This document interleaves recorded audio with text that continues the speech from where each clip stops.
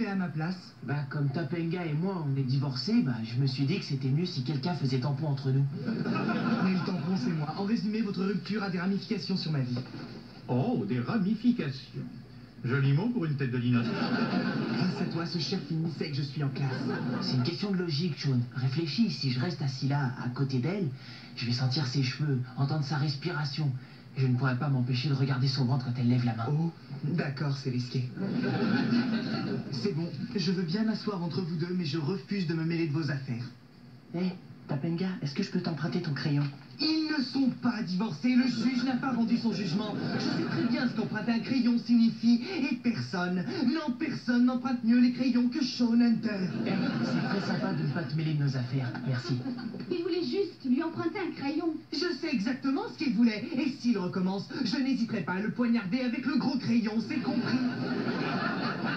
On dirait que Sean ne supporte pas que vous vous soyez quittés. Oui, il a l'air d'être 2 fois plus déçu que moi et Cory. Nous retrouvons la suite des feux d'amour juste après la page de publicité de Fini. La pub tient en 2 mots. La ferme. Monsieur Fini, je suis sûr que vous devez vous rappeler la peine que vous avez éprouvée quand votre petite amie vous a brisé le cœur. Pas si vite, c'est lui qui m'a brisé le cœur, pas moi. Je ne t'ai rien brisé du tout, mais je peux y remédier. Kenny, prête-moi ton crayon. Justement, j'en ai pas. Taisez-vous. Il n'est pas question que mes élèves suivent les histoires d'amour de 2 élèves où dépend de suivre et de retenir ce que je me tue à vous faire apprendre. Matthews, allez vous asseoir à l'autre extrémité. Lance, restez de ce côté-là. Allez, un peu de nerf. Mais Monsieur Fini, c'est injuste de faire ça. Vous voulez qu'ils se séparent définitivement? Je suis ici pour vous donner des cours. Bien, alors, Monsieur Hunter, le Nebraska... Bah, n'essayez pas de changer de sujet. Silence! Je vous préviens, encore une interruption de ce genre et je vous donne 2 heures de retenue.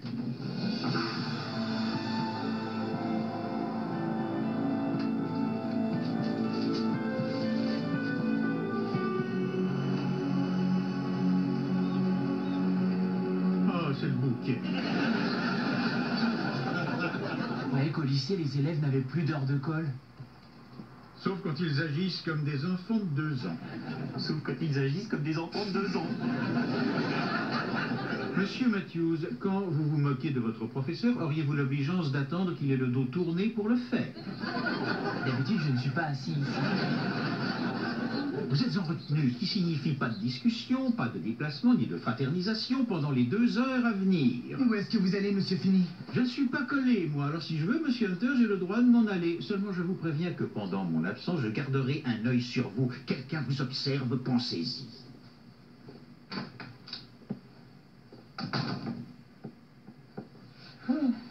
Tout ce que je voulais, c'était un crayon. La ferme, Kenny. C'est ta faute si on est dans cette galère. De toute façon, c'est toujours ma faute. On peut savoir où tu vas? Je sais pas si vous êtes comme moi, mais si je dois passer les 2 prochaines heures dans cette pièce, je préfère que ce soit le ventre plein. Et vous n'allez pas le croire. Fini nous a enfermés. Mais il n'a pas le droit de faire ça. C'est contre le règlement de la Convention de Genève.